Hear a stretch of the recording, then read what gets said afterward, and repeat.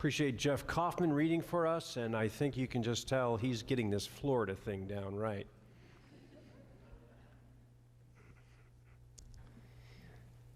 Our gospel lesson today comes from Luke in the 7th chapter. After Jesus had finished all his sayings in the hearing of the people, he entered Capernaum.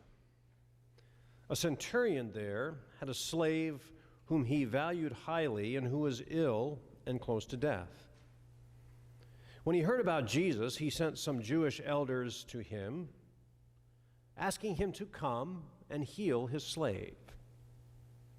When they came to Jesus, they appealed to him earnestly, saying, "He is worthy of you doing this, for he loves our people, and it is he who built our synagogue for us." And Jesus went with them. But when he was not far from the house, the centurion sent friends to say to him, "Lord, do not trouble yourself, for I am not worthy to have you come under my roof. Therefore I did not presume to come to you. But only speak the word and let my servant be healed. For I also am a man set under authority, with soldiers under me. And I say to one, 'Go,' and he goes. And to another, 'Come,' and he comes. And to my slave, 'Do this,' and the slave does it." When Jesus heard this, he was amazed at him, and turning to the crowd that followed him, he said, "I tell you, not even in Israel have I found such faith." When those who had been sent returned to the house, they found the slave in good health. All thanks and praise be to God for his word in our lives. May God add to our hearing today his blessing, that we may gain even deeper understanding.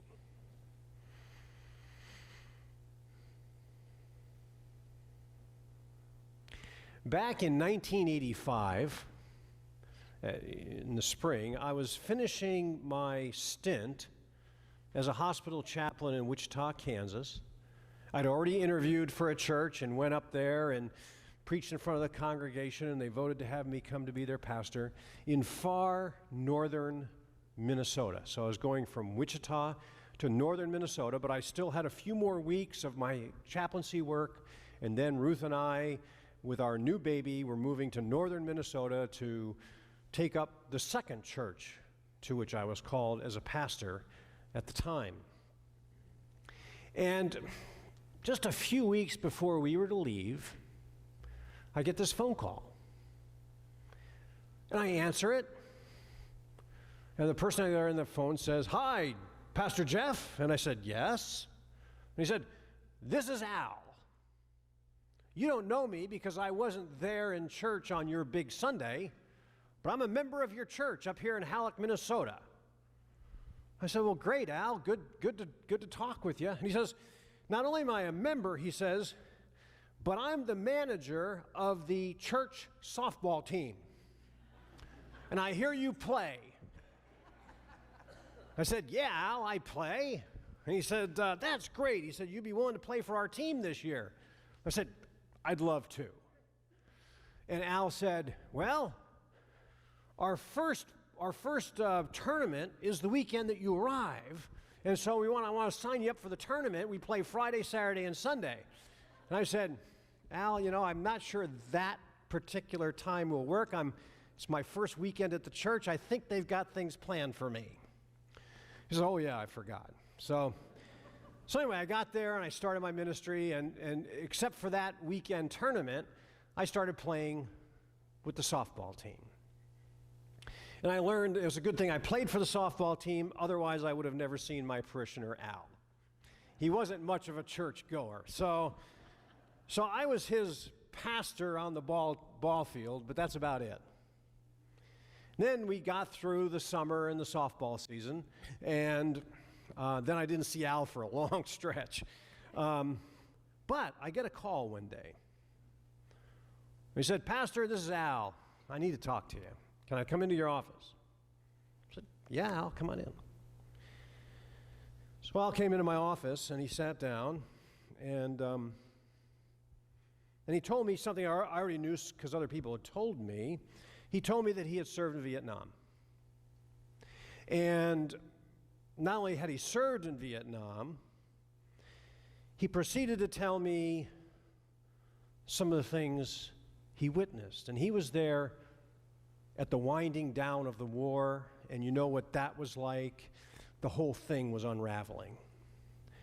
And he was there, and he shared with me some things. I mean, I'd been a hospital chaplain for 2 years, and some of the things he shared with me I'd never heard before. And some of it were just the horrors of war that anybody who goes to war does witness, many witness. But because the war was unraveling at that point in history, he told me about horrors that weren't the normal part of going to war. He told me things, terrible things that he witnessed. I didn't even want to hear it. And then he paused, and he had tears in his eyes. And he said, "I wake up screaming in the middle of the night." And I go, "Whoa." And he said, "My marriage is on the rocks. I'm depressed a lot." And I thought, first thing in my mind was, I got to find this guy help. And we talked a little longer, and he came back a couple more times, and I talked to some ministers I knew and the leader of our presbytery, and I tried to find someone that he could talk to, a counselor close by, and I was looking for someone who might know what Al was talking about. And it turned out, just a few miles over the North Dakota border in Cavalier, there was a practicing psychologist, and he had been a Vietnam vet. And I called him up. And I described to him the situation with Al and said, I really, I'm just a pastor. This is pretty big counseling, and I know I need a professional for this. He says, "Well, based on what you're describing," remember this is about 1986 or so, he said, "Sounds like Al's got PTSD." And I said, "What?" I mean, that wasn't a well-known syndrome situation in those days, and it's the first I'd ever heard of it. And he described to me what PTSD was. I said, "It sounds like you're the right guy. I'm gonna get together with Al. I'm gonna make that referral and have him call you." And Al did, and he went to that counselor. He went to that counselor for quite a while, and it helped him with his marriage for a while, but that water had gone under the bridge, and eventually the marriage would end. But Al came to share with me a few months later how important it had been that he'd been able to locate that counselor in Cavalier. Because basically what the counselor affirmed for him was, no, you're not crazy. No, you're not cracking up and falling apart. You've got something, and there's a good reason why you have it. And it's a bumpy road, but we're going to journey through this together. And Al would occasionally come back into my office and just talk about his experience with his counselor. We didn't get into counseling, but he wanted to reflect with me about all that. And Al and I had a good relationship. It didn't mean he started coming to church every Sunday, because he didn't. And I played softball for him the next season, and that went fine too. But as a young man in his 20s, there was a lot I learned that I didn't know in my experience with Al. By all stretches of the imagination, Jesus should not have been talking to that centurion. This man was a soldier. Not only a soldier, he was a commander. And he was the commander of the army that was unjustly occupying his nation and putting his people under the thumb. Not only was he unclean according to regular Jewish law standards, he represented everything the Israelites opposed in their land. And even worse, as we see in the story, he owned a slave. And that slave was more than likely a local Hebrew. This was not a guy that you, as a rabbi, would warm up to by any stretch of the imagination. He was a soldier and a commander for the Roman Empire, the most powerful empire in the world. And they didn't care, as an empire, about the daily struggles and humiliations of Hebrews in Israel.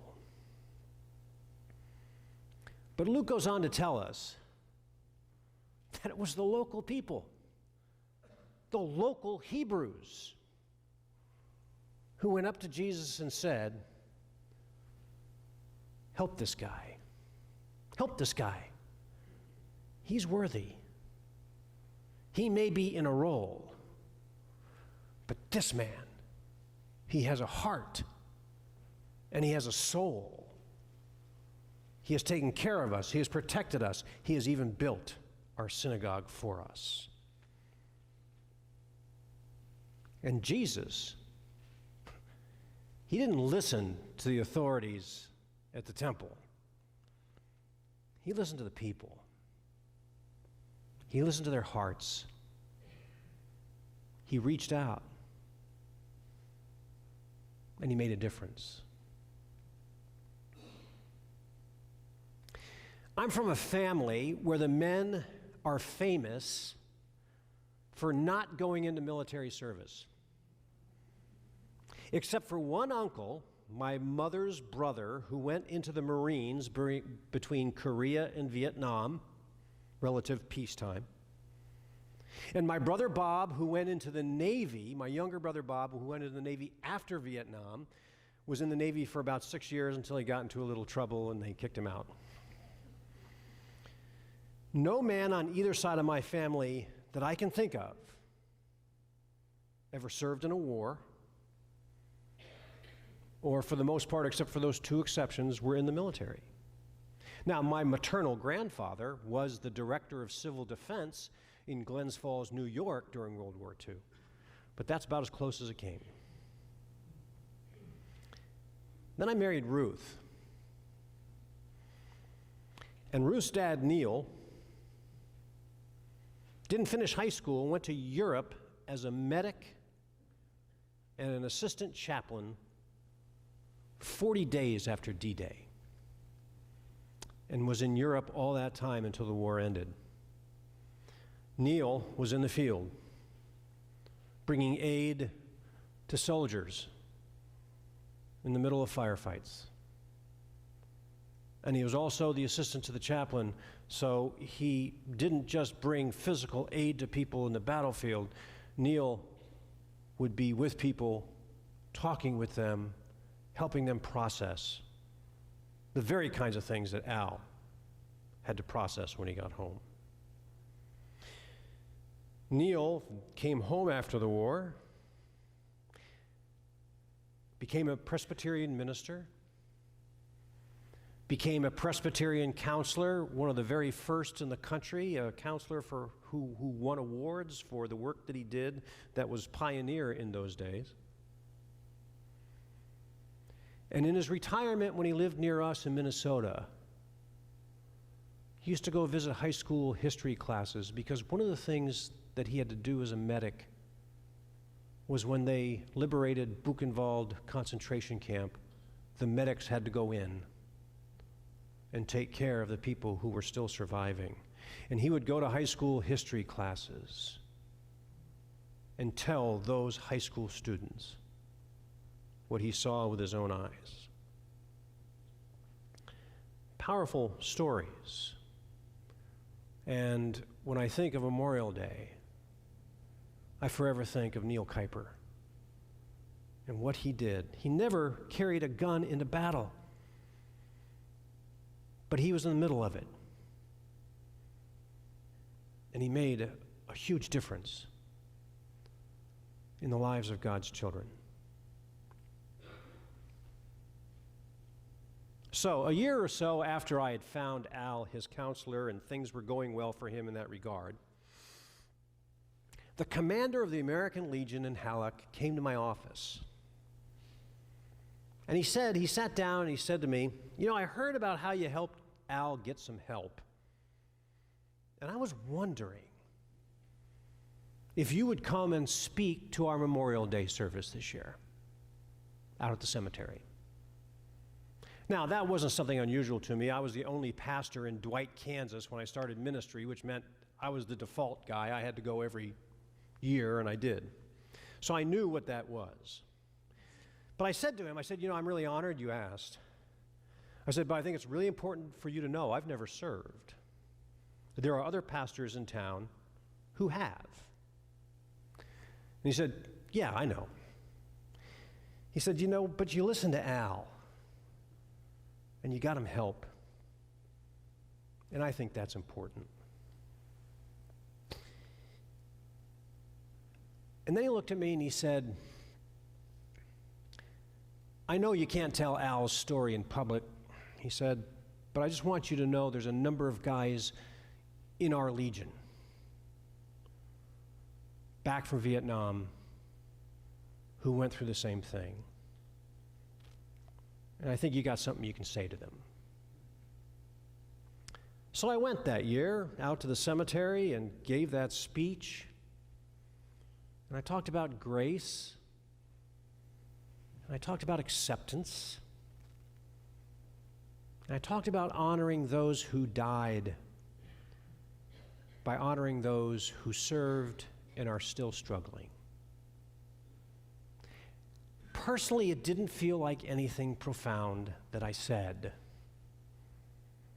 And I felt very self-conscious in that particular position. But based on the number of men who came up to me after that ceremony with tears in their eyes, I realized how well the commander of that American Legion post had served his men that day, because he heard there was a preacher in town who'd helped one of his own and might be able to say something that could uplift others. The commander of a Roman army, the most powerful army in the world, looked at a humble rabbi and said to him,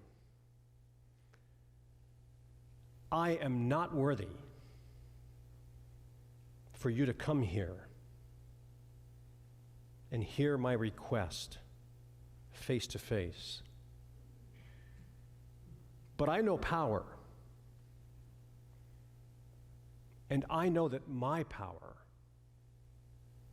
does not compare to that of God, but yours does."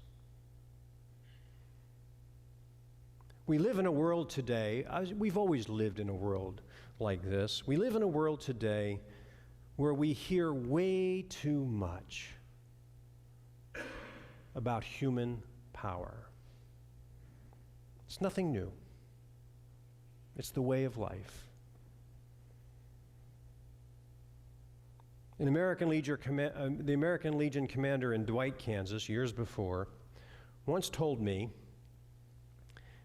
that as an organization, they actually looked towards the day when the organization would no longer be necessary, because that would mean there had been no war in the world for an entire generation. That's what he said to me that day. We know that hasn't happened. But that's a vision that is the power of God kind of stuff. And on that day in Capernaum, long ago, a real-life soldier approached Jesus, and he knew where true power came from. And we give thanks this day and this weekend for sacrifices we would rather people not have to make. But regardless, we give thanks for the power of God that stands in our midst, no matter what we might face. Amen.